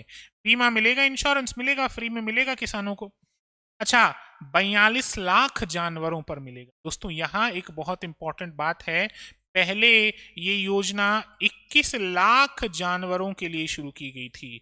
जब इस योजना की घोषणा हुई थी बजट 2024-25 में, तब 21 लाख जानवरों के लिए हुई थी। लेकिन फिर बाद में जो वर्तमान सरकार है उसने 2025-26 यानी जो वर्तमान बजट आया है इसमें 21 लाख को बढ़ाकर 42 लाख पशु कर दिए हैं, यानी जस्ट डबल कर दिया गया है पशुओं की संख्या को। तो कितने पशु हैं? 42 लाख पशु हैं। बजट 2025-26 में संशोधित है, जिसमें से 10 लाख तो गायें हैं। भाई पहले 21 लाख थे तो 5 लाख गायें थी, अब 42 लाख है तो 10 लाख गायें हो गई। इनको आप आधा कर लेना पिछले की तुलना में, अब डबल हो चुके हैं। 10 लाख भैंसें हैं, 10 लाख भेड़ें हैं, 10 लाख बकरियां हैं और 2 लाख क्या हैं? रेगिस्तान का जहाज यानी ऊंट 2 लाख हैं। यानी कुल मिलाकर देखिएगा 10, 10, 20, 30, 40 और 2 42। पहले क्या था? 5, 5, 5, 5 और 1। पहले 21 लाख था, अब कर दिया 42 लाख। अच्छा, बजट कितना दिया है इस पर? बजट दिया है 400 करोड़ रुपए। कितना बजट है दोस्तों? 400 करोड़ रुपए है। बीमा का विवरण क्या है? सबसे पहली बात तो 1 वर्ष के लिए निशुल्क बीमा है। बीमा कैसा है? निशुल्क है, यानी आपको कोई प्रीमियम नहीं देना। और बीमा कितने के लिए है? 1 वर्ष के लिए होगा। लेकिन इस बीमा की जो पात्रता है, मूल्यांकन है, वो बड़ा जटिल है याद करना। उसको थोड़ा सा ध्यान से याद करिए। मैं बोर्ड से पूरा साइड हट जाता हूं ताकि आप बहुत अच्छे से इसको देख पाएं। देखिए, जो गायें हैं 3 से 12 वर्ष की होनी चाहिए। प्रतिदिन प्रति लीटर दूध उत्पादन पर 3,000 रुपए, अधिकतम 40,000 रुपए हो सकते हैं। यानी 1 लीटर दूध पर 3,000 रुपए का बीमा होगा। प्रतिदिन मान लो जैसे 10 लीटर दूध दे रही है तो 1 लीटर दूध पर 3,000 का बीमा, तो 10 लीटर दूध पर कितना हो गया? 30,000 रुपए का बीमा हो गया। और मैक्सिमम कितना हो सकता है? मैक्सिमम हो सकता है 40,000, यानी 40,000 से ऊपर नहीं जाएगा। लेकिन प्रतिदिन मान लो कोई गाय केवल 5 लीटर दूध दे रही है, इसको 3,000 से गुणा कर लो तो कितने का बीमा बनेगा? 15,000 रुपए का बीमा बनेगा। दोस्तों ये थोड़ा सा ध्यान रखना। गायों के बाद आती हैं भैंस। भैंस का क्या होगा? सेम वही स्थिति, लेकिन इस बार यहाँ गायों में 3,000 था तो भैंस में कितना हो जाएगा? 4,000 हो जाएगा।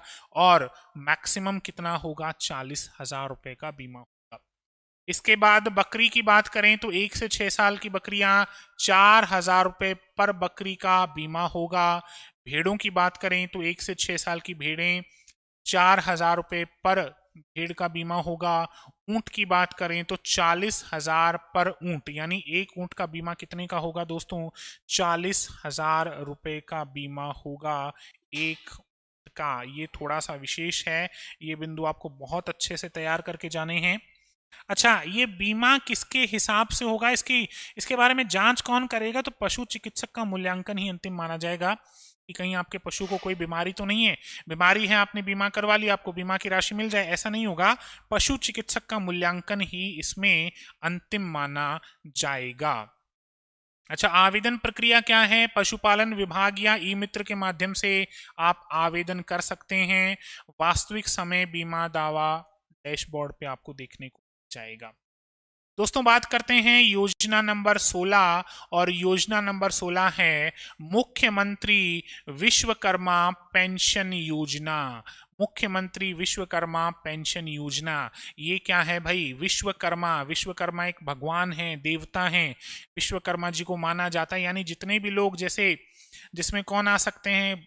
जो हाथों से काम कर रहे हैं, कारपेंटर्स आ सकते हैं, स्ट्रीट वेंडर्स आ सकते हैं। इन सब के जो देवता हैं उन्हें विश्वकर्मा जी कहा जाता है, और विश्वकर्मा जयंती भी मनाई जाती है। औजारों को पूजा जाता है एक तरीके से उस दिन, है ना, कि भाई ये हमारी आजीविका है, उन्हें पूजा जाता है। तो फिर इसी के आधार पर ये योजना तैयार की गई। लॉन्च कब किया गया था इस योजना को? तो 22 अगस्त 2024 को लॉन्च किया गया था। योजना का नाम क्या है? मुख्यमंत्री विश्वकर्मा पेंशन योजना, यानी इसमें पेंशन मिलेगी, आपको देखना है ना।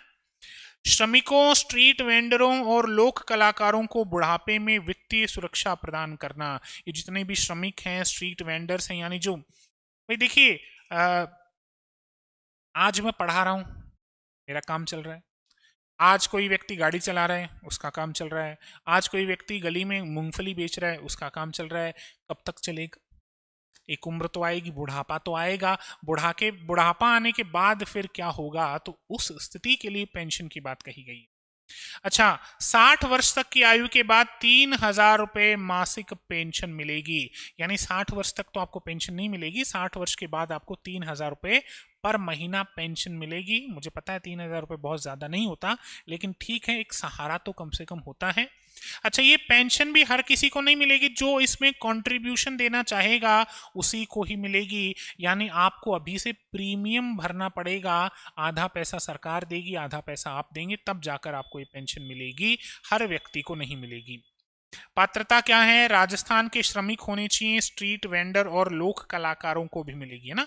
लोक कलाकार हो सकते हैं, स्ट्रीट वेंडर हो सकते हैं। स्ट्रीट वेंडर यानी जो गली मोहल्लों में घूम घूम कर सामान बेचते हैं, और राजस्थान के जो श्रमिक हैं वो होने चाहिए राजस्थान के।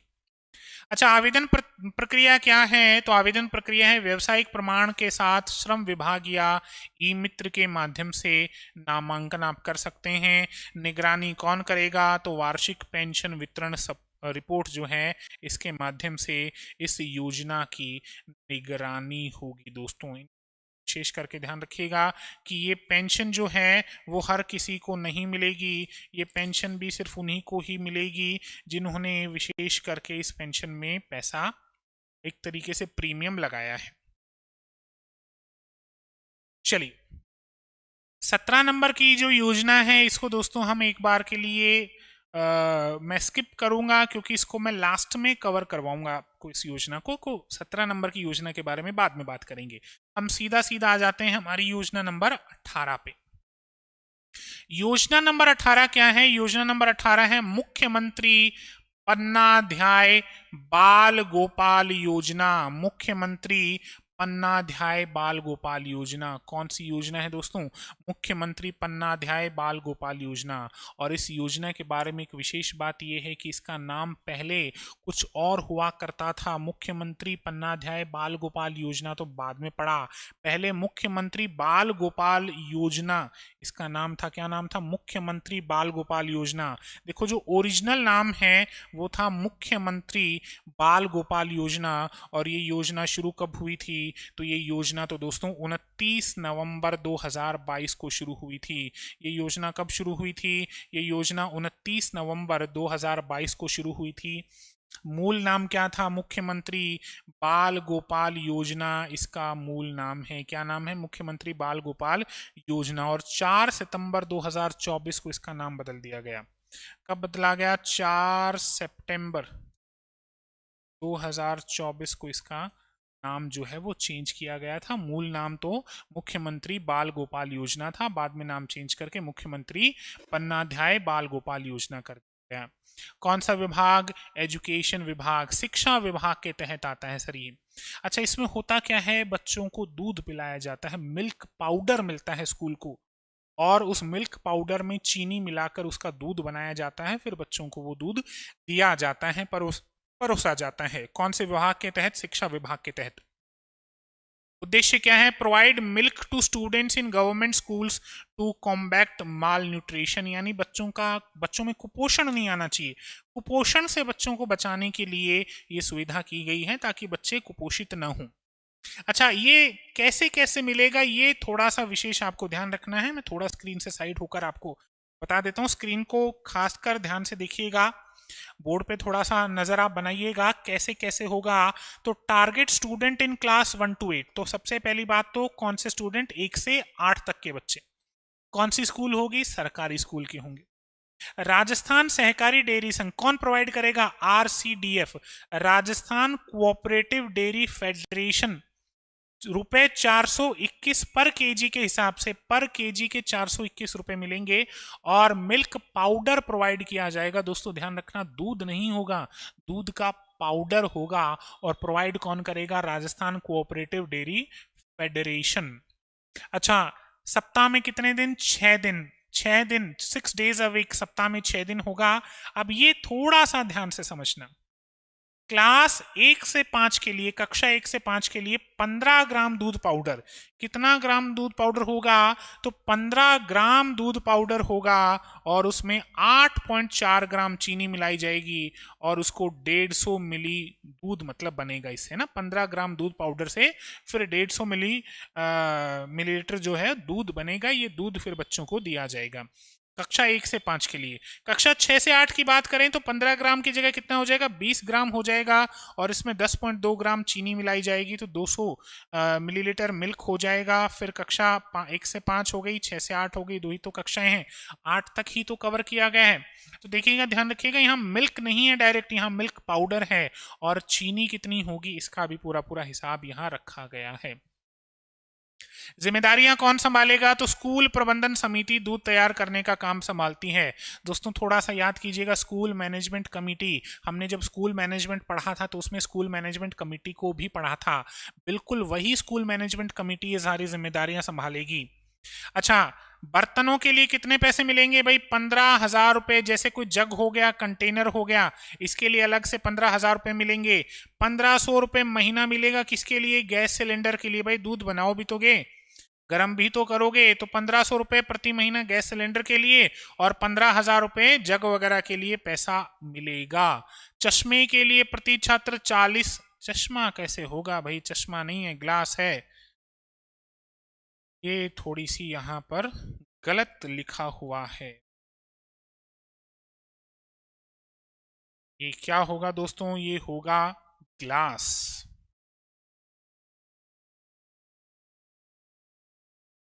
इसको आप ग्लास कर लीजिएगा। तो ग्लास के लिए प्रति छात्र कितना रुपया? 40 रुपया मिलेगा। उसके अलावा चीनी की खरीद कितने रुपए के हिसाब से होगी? 45 रुपए किलो के हिसाब से होगी। चीनी की खरीद किस हिसाब से? 45 रुपए किलो के हिसाब से चीनी की खरीद होगी। अच्छा, 19वीं योजना पर बात करते हैं। अगली योजना अभी ठीक है, मिल्क पाउडर के विषय में हमने बात की थी, अब हम बात करेंगे यूनिफॉर्म के विषय में। और यूनिफॉर्म को दोस्तों हिंदी में वर्दी कहा जाता है। यूनिफॉर्म को क्या कहा जाता है? वर्दी कहा जाता है। तो इस योजना का नाम आपको थोड़ा सा चेंज मिल सकता है, मुख्यमंत्री निशुल्क वर्दी वितरण योजना है, पर हम यूनिफॉर्म भी इसको बोल देते हैं, मुख्यमंत्री निशुल्क यूनिफॉर्म वितरण योजना। यूनिफॉर्म की जगह आप क्या भी यूज कर सकते हैं? वर्दी शब्द भी यूज कर सकते हैं, एक ही बात है। शुरुआत कब की गई? तो 29 नवंबर 2022 को शुरुआत की गई।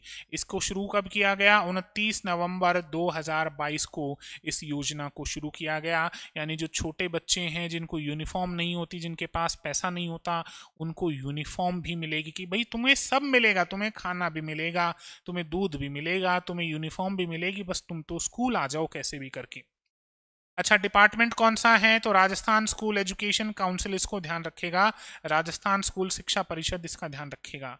उद्देश्य क्या है? सरकारी स्कूलों में विद्यार्थियों को निशुल्क यूनिफॉर्म उपलब्ध करवाना। यानी आप वर्दी कैसे उपलब्ध कराओगे? वर्दी कैसे? निशुल्क उपलब्ध करवाओगे। अभी वर्दी की स्पेलिंग पे मत जाइएगा, कैसे भी लिख सकते हैं आप, है ना। तो निशुल्क आप वर्दी उपलब्ध कराओगे बच्चों को। टारगेट क्या है? सरकारी स्कूलों में कक्षा 1 से 8 तक के विद्यार्थियों को लक्षित करता है। कौन सी क्लास से कौन सी क्लास तक? 1 से 8 तक के बच्चों के लिए, उससे नहीं है, उससे ऊपर नहीं है, और सरकारी स्कूल होनी चाहिए। अच्छा, प्रत्येक छात्र को 2 सेट यूनिफॉर्म प्रदान की जाती हैं। अच्छा, कितने सेट यूनिफॉर्म मिलेंगी सर? 2 sets uniform. कितने सेट्स होंगे? 2 सेट्स होंगे, ध्यान रखिएगा, 2 सेट यूनिफॉर्म। और 200 rupees per student for stitching via direct benefit transaction. Stitching के लिए, सिलाई के लिए 200 रुपए भी प्रत्येक स्टूडेंट को मिलेंगे, कि अगर कभी कुछ दिक्कत आ जाए तो 200 रुपए की सिलाई भी प्रत्येक बच्चा उसमें कर ले, ये भी बच्चों को मिलता है। चलिए दोस्तों, अगली योजना पर बात करते हैं। अगली योजना है मुख्यमंत्री आयुष्मान दुर्घटना बीमा योजना। क्या नाम है भाई योजना का? बच्चों से अब थोड़े से हम आगे चलते हैं। वर्दी भी हो गई, बच्चों को दूध भी पिला दिया। अब अगली योजना पर बात करते हैं, मुख्यमंत्री आयुष्मान दुर्घटना बीमा योजना। इसका ये मूल रूप से कब लॉन्च की गई थी और इसका मूल नाम क्या था, ये थोड़ा सा आपको ध्यान रखना है। देखिए, मूल रूप से ये 1 मई 2022 को लॉन्च की गई थी और मूल नाम है इसका मुख्यमंत्री चिरंजीवी दुर्घटना बीमा योजना। मूल नाम क्या है? मुख्यमंत्री चिरंजीवी दुर्घटना बीमा योजना। मूल लॉन्च तिथि थी 1 मई 2022 और मूल नाम है इसका मुख्यमंत्री चिरंजीवी दुर्घटना बीमा योजना। पहले कम बीमा मिलता था, बाद में बीमे की राशि को बढ़ा दिया गया और नाम भी क्या कर लिया गया? नाम भी चेंज कर दिया गया। मुख्यमंत्री आयुष्मान दुर्घटना बीमा योजना इसका नाम रख दिया गया। देखिएगा, मुख्यमंत्री आयुष्मान दुर्घटना बीमा योजना। इस योजना के विषय में हम बात करेंगे। योजना क्या है, वन बाय वन बात करते हैं। इसका नाम बदलकर क्या किया गया? मुख्यमंत्री आयुष्मान दुर्घटना बीमा योजना कर दिया गया। उद्देश्य क्या है? दुर्घटना संबंधी घटनाओं के लिए कैशलेस बीमा प्रदान करना। कैसा बीमा होगा सर? कैशलेस बीमा होगा। किस टाइप का बीमा? कैशलेस बीमा होगा, इस बात को ध्यान रखिएगा। आगे बात करते हैं, पात्र कौन है? मुख्यमंत्री आयुष्मान स्वास्थ्य बीमा योजना के जो लाभार्थी हैं वो पात्र होंगे। 5 लाख कैशलेस बीमा होगा और वर्तमान में क्या है? 10 लाख है। पहले शुरुआत में कितना किया गया था? 5 लाख रुपया, लेकिन अब इस राशि को बढ़ाकर कितना कर दिया गया है? प्रारंभिक कवरेज 5 लाख था, अब वर्तमान में राशि बढ़ाकर कितनी कर दी गई है? 10 लाख रुपए कर दी गई है। फायदे किसको मिलेंगे? बेनिफिट क्या होगा? क्या क्या फायदा है? तो अगर दुर्घटना में परिवार के 2 से ज्यादा सदस्यों की मृत्यु हो जाती है तो कितना पैसा मिलेगा? 10 लाख रुपए मिलेगा। हालांकि ये फायदा नहीं है, नुकसान है। सदस्य की मृत्यु होना अपने आप में एक बहुत बड़ा नुकसान है जिसकी कोई क्षतिपूर्ति नहीं हो सकती, लेकिन सरकार फिर भी अपनी तरफ से कोशिश कर रही है कि कम से कम इन्हें आर्थिक रूप से थोड़ा संबल दिया जाए। तो 2 से ज्यादा लोगों की अगर मृत्यु होती है तो 10 लाख रुपया मिलेगा। अगर एक सदस्य की मृत्यु होती है तो कितना? 5 लाख रुपया मिलेगा। एक सदस्य की मृत्यु पर 5 लाख रुपए मिलेगा। अगर 2 अंगों की हानि होती है तो 3 लाख रुपए मिलेंगे और अगर केवल और केवल एक अंग की हानि होती है तो 1.5 लाख रुपए मिलेंगे। दोस्तों, ये आपको रकम जो है ये बहुत अच्छे से ध्यान रखनी है, किस कैसी हानि पर कितनी रकम मिलने वाली है। तो दोस्तों, ये हमने प्रमुख 19 योजनाएं पूरी की हैं। हालांकि पढ़ी 20 हैं, लेकिन जैसा कि मैंने 17 नंबर की जो योजना है उसको स्किप करवाया है, अगले पार्ट में लास्ट में उसको कवर करेंगे। तो फिलहाल आज हमने 19 प्रमुख योजनाएं तैयार कर ली हैं। ये 19 प्रमुख योजनाएं आप राजस्थान की किसी भी भर्ती के लिए अगर जा रहे हैं, जरूरी नहीं कि आप फर्स्ट ग्रेड शिक्षक भर्ती के लिए जा रहे हैं, किसी भी भर्ती के लिए अगर आप जा रहे हैं वहां ये योजनाएं आपको काम आने वाली हैं। इसका पीडीएफ आपको आपके टेलीग्राम चैनल पर भी मिल जाएगा, आपको आपकी एप्लीकेशन में भी मिल जाएगा। पीडीएफ को डाउनलोड कीजिएगा और इन योजनाओं को बहुत अच्छे से तैयार कीजिएगा, खासकर योजनाओं का बदला हुआ नाम, और अगर कोई विशेष बिंदु है उस विशेष बिंदु को बहुत अच्छे तरीके से याद करिए। चलिए, मैं उम्मीद करता हूं ये सारी की सारी योजनाएं आपको बहुत बेहतर तरीके से समझ आ गई होंगी। लेकिन हाँ, एक बात और कहूंगा कि समझ में आना एक बात है, सरलता से समझ में आ रही हैं, लेकिन याद करना एक बात है, याद करना पड़ेगा दोस्तों। तो चलिए, आज के सेशन को यहीं रोकते हैं, आज के सेशन को यहीं विराम देते हैं। आप लोग स्वस्थ रहिए, मस्त रहिए और अपना रिवीजन करते रहिए। मिलेंगे अगले पार्ट में और 20 से 25 योजनाओं को डिस्कस करेंगे। धन्यवाद दोस्तों।